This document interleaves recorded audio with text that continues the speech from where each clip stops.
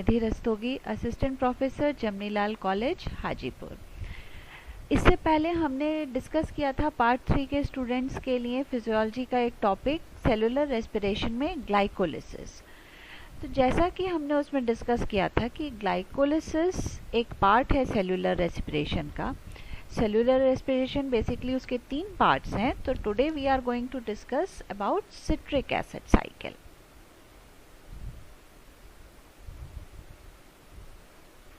So as we know ये cellular respiration क्या है। सेलुलर रेस्पिरेशन जैसा कि हम सब जानते हैं, जो भी हम मॉलिक्यूल्स यूज़ करते हैं उसमें ऑक्सीजन कंबाइन करके एनर्जी रिलीज करता है। That is basically a basic process of cellular respiration, जिसमें हम अपने फूड मॉलिक्यूल्स की जो केमिकल एनर्जी है उसको स्टोर करते हैं in form of ATP molecules. जैसा कि हमने उस दिन भी डिस्कस किया था कि सेलुलर रेस्पिरेशन के 3 पार्ट्स हैं, ग्लाइकोलिसिस, टीसीए साइकिल या citric acid cycle and oxidative phosphorylation. तो ये जो हमारा ग्लूकोज मॉलिक्यूल है, अगर हम देखें, अगर कंप्लीट इक्वेशन देखें तो ग्लूकोज बेसिकली ऑक्सीजन के साथ कंबाइन करके it gives you carbon dioxide and water, और इसके साथ बीच में एनर्जी रिलीज होती है। तो ये जो एनर्जी रिलीज होती है, it is not a 1 step process, it is a 3 step process which is involving glycolysis, TCA cycle and oxidative phosphorylation. So we finished with glycolysis. So today we will discuss about TCA cycle. TCA cycle को citric acid cycle भी कहते हैं, Krebs cycle भी कहते हैं, या tricarboxylic acid cycle भी कहते हैं। क्यों? Because citric acid cycle, its name comes from the very first product which is formed in this cycle, that is the citrate or citric acid, या हम इसे क्रैब साइकिल भी कहते हैं बिकॉज डॉक्टर हेंस क्रैब ने इसको discover किया था। सो ग्लाइकोलिसिस तो हम सब जानते हैं कि साइटोप्लाज्म में होता है। ये हम अगर देखें तो ग्लाइकोलिसिस का साइट है साइटोप्लाज्म, लेकिन सिट्रिक एसिड का साइकिल सिट्रिक एसिड की साइट है माइटोकॉन्ड्रियल मैट्रिक्स, और ऑक्सीडेटिव फॉस्फोरिलेशन जो है वो क्रिस्टी में, या जो इंटरनल फोल्ड्स हैं इनर मेम्ब्रेन के माइटोकॉन्ड्रिया के, उसमें होता है। यूकैरियोट्स में तो डेफिनेटली माइटोकॉन्ड्रिया है, लेकिन प्रोकैरियोट्स जिनमें माइटोकॉन्ड्रिया नहीं है वहां पर ये दोनों साइकिल, ग्लाइकोलिसिस और टीसीए साइकिल, दोनों साइकिल साइटोप्लाज्म में ही होते हैं। तो अगर हम देखें तो साइटोप्लाज्म में ग्लाइकोलिसिस हुआ फर्स्ट स्टेप में, जिसमें हमने कुछ अमाउंट ऑफ एटीपी का जनरेशन किया था, और ये ग्लूकोज जो है ग्लाइकोलिसिस के after glycolysis it ultimately converts into pyruvate. Glycolysis के बाद क्या हुआ था, जो ग्लूकोज था वो 2 मॉलिक्यूल्स ऑफ पायरुवेट में कन्वर्ट हो गया था। ये कहाँ हुआ था? ये हुआ था साइटोप्लाज्म में, एक्स्ट्रा माइटोकॉन्ड्रियल फ्रैक्शन में। अब ये जो पायरुवेट है it enters into mitochondria and it enters into Krebs cycle. तो जो माइटोकॉन्ड्रियल मैट्रिक्स है, जो इनर मेम्ब्रेन के से घिरा हुआ जो ल्यूमन होता है, जो जिसमें जिलेटिनस मटेरियल होता है, वो माइटोकॉन्ड्रियल मैट्रिक्स होता है। सो क्रैब साइकिल कहाँ होता है? माइटोकॉन्ड्रियल मैट्रिक्स में, जहाँ पर again we generate a large number of ATP molecules. तो ग्लाइकोलिसिस तो हम जानते हैं कि 10 स्टेप में पायरुवेट बनता है। So now come to TCA cycle. TCA cycle basically 8 steps का एक साइकिल है। वो हमने उसको ग्लाइकोलिसिस को कहा था पाथवे, क्योंकि वो साइकिल नहीं है, लेकिन यहाँ हम देखेंगे हम इसे टीसीए साइकिल कहते हैं। क्योंकि क्यों हम साइकिल कहते हैं ये भी आप देखिएगा, क्योंकि ये जो साइकिल है इसमें 8 स्टेप्स होते हैं, और इसमें हम सेवरल स्टेप्स पे एटीपी मॉलिक्यूल्स जनरेट करते हैं, और इसमें हम एनएडी और एफएडी मॉलिक्यूल्स को यूज करते हैं। These NAD and FAD molecules ultimately enters into the third stage of cellular respiration and generate more ATP molecules. और लास्ट में CO2 और water as a waste product हम रिलीज करते हैं। तो हम बहुत सारी जगह यहाँ पर देखेंगे NAD और FAD यूज करेंगे। NAD और FAD क्या है? NAD और FAD बेसिकली NAD है निकोटिनामाइड एडेनिन डाइन्यूक्लियोटाइड और FAD है फ्लेवीन एडेनिन डाइन्यूक्लियोटाइड। ये दोनों जो है केमिकल मॉलिक्यूल्स, ये बायोमॉलिक्यूल्स हैं जो इलेक्ट्रॉन कैरियर का काम करते हैं। इलेक्ट्रॉन कैरियर का मतलब है कि they are capable to accept electrons. किसी भी रिएक्शन में जब कोई बॉन्ड टूटता है तो उसमें से एनर्जी रिलीज होती है और जब वो शिफ्ट होते हैं तो इलेक्ट्रॉन्स और प्रोटॉन्स एक एलिमेंट से दूसरे एलिमेंट के पास जाते हैं। तो ये जो NAD और FAD हैं ये दोनों उस इलेक्ट्रॉन कैरियर का काम करते हैं। NAD जो है वो 2 इलेक्ट्रॉन एक्सेप्ट करता है और 1 प्रोटॉन एक्सेप्ट करता है। FAD 2 इलेक्ट्रॉन और 2 प्रोटॉन को एक्सेप्ट करके FADH2 में रिड्यूस हो जाता है। And these reduced form of NADH and FADH2 they enters into the oxidative phosphorylation and they come back to original form of NAD and FADH। Glycolysis के बाद जो पायरुवेट था वो पायरुवेट कन्वर्ट होता है एसिटाइल कोएंजाइम में। Acetyl coenzyme में बनता है माइटोकॉन्ड्रियल मैट्रिक्स के बाहर और फिर उसके बाद ये एसिटाइल कोएंजाइम में एंटर होता है माइटोकॉन्ड्रियल मैट्रिक्स में and it converted into ultimately CO2। तो सिट्रिक एसिड साइकिल बेसिकली एक क्लोज लूप साइकिल है क्योंकि इसमें जो लास्ट स्टेप में मॉलिक्यूल जनरेट होता है वो फर्स्ट स्टेप में यूज होता है। अगर हम सिट्रिक एसिड साइकिल के ये देखें स्टेप्स तो इसमें कुछ रिडॉक्स रिएक्शन है, डिहाइड्रेशन रिएक्शन है और डीकार्बोक्सिलेशन रिएक्शन है। TCA cycle basically aerobic pathway है। सिर्फ वही ऑर्गेनिजम्स में TCA साइकिल होता है। पायरुविक एसिड TCA साइकिल में उन्हीं ऑर्गेनिज्म में एंटर करता है जिनके पास ऑक्सीजन अवेलेबल है।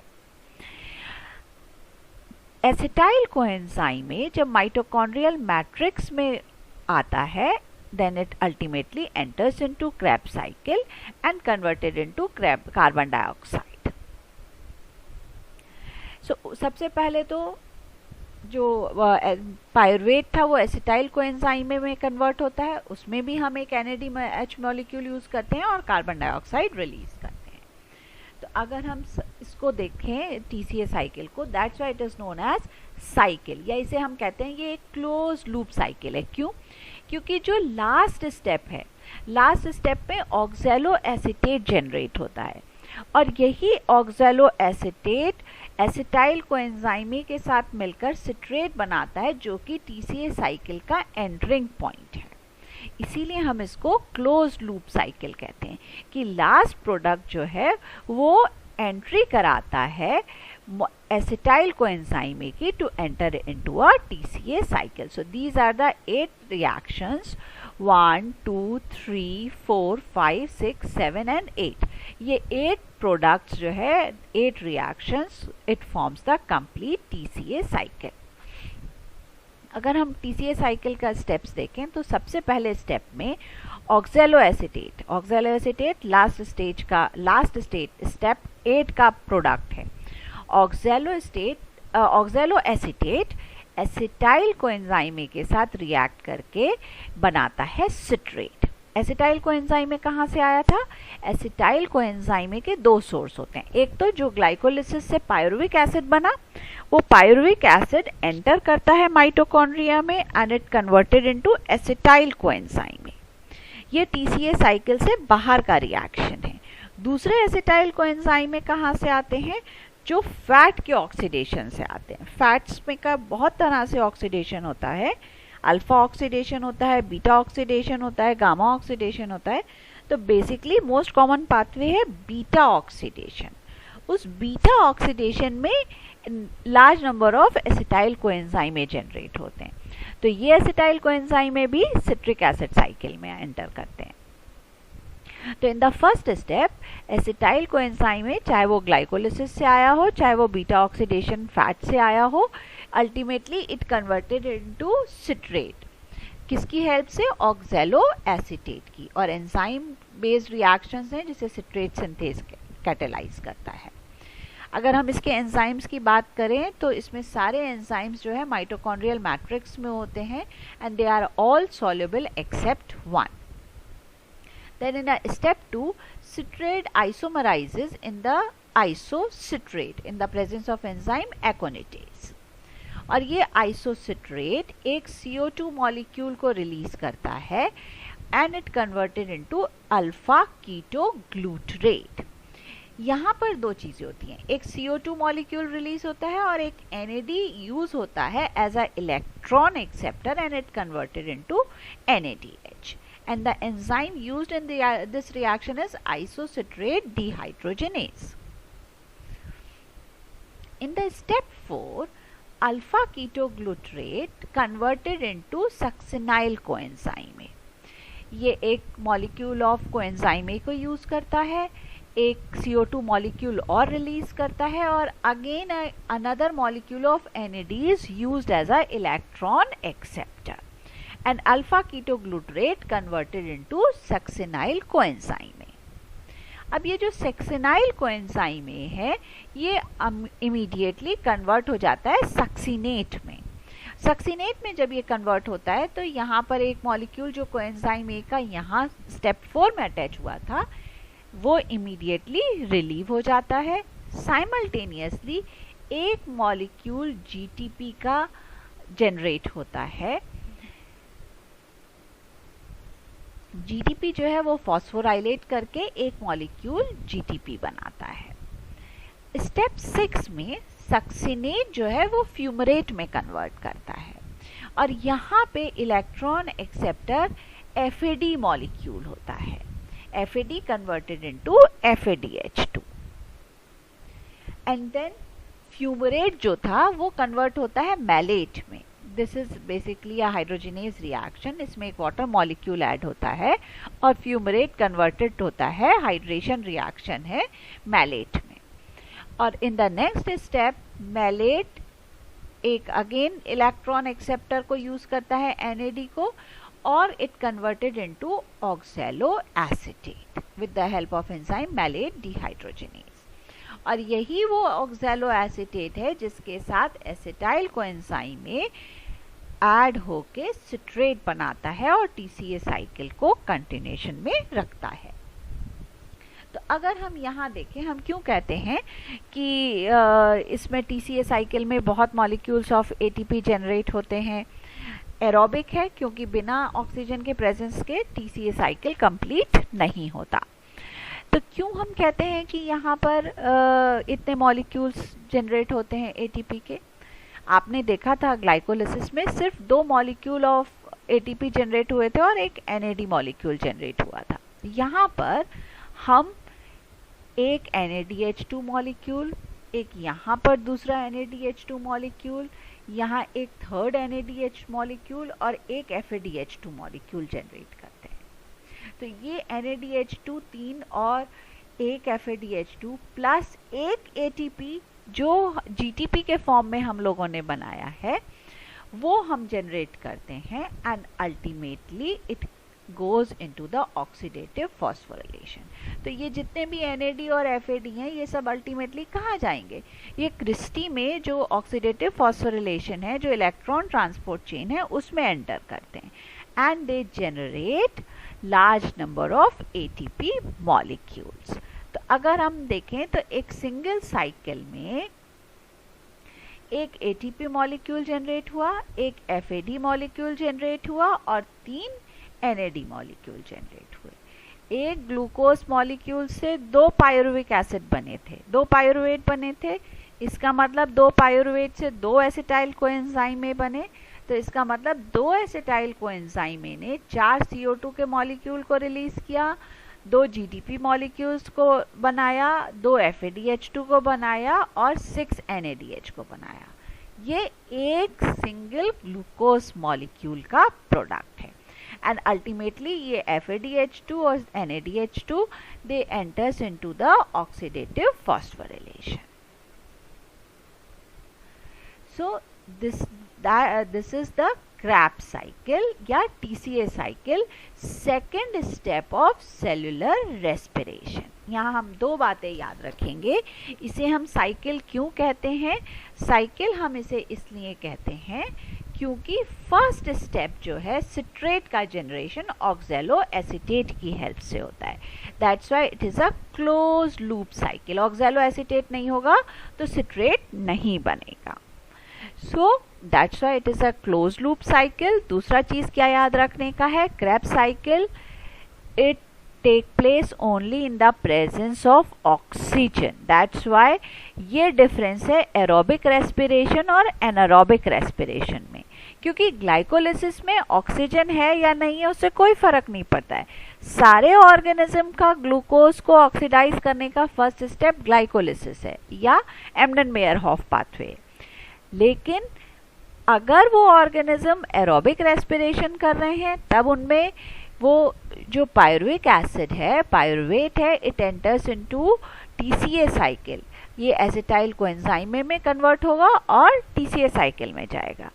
अगर वो एनारोबिक रेस्पिरेशन है, वहां पर ऑक्सीजन अवेलेबल नहीं है, तो ये जो पायरुवेट है वो लैक्टेट में या लैक्टिक एसिड में कन्वर्ट होगा। डिफरेंस क्या है? एरोबिक रेस्पिरेशन में large number of ATP molecules generate होते हैं, एनारोबिक रेस्पिरेशन में small number of ATP molecules generate होते हैं। और ये जो पायरुवेट है ये सीधे एंटर नहीं करता Krebs साइकिल में। First it converted into acetyl coenzyme and then it enters into Krebs cycle to generate large number of FAD, NAD molecules and it ultimately converted into CO2. So this is all about the TCA cycle. So in next class, in next part we will discuss about the oxidative phosphorylation. So अभी तक हमने cellular respiration में दो चीजें देखी। एक हमने देखा ग्लाइकोलिसिस जो कि ग्लूकोज को पायरुविक एसिड में कन्वर्ट करने का पाथवे है। दूसरा देखा TCA साइकिल या सिट्रिक एसिड साइकिल जिसमें पायरुविक एसिड कन्वर्ट हुए अल्टीमेटली ऑक्सैलो एसीटेट में and it ultimately generate large number of ATP molecules. So this is how the two steps of cellular respiration completes. Thank you.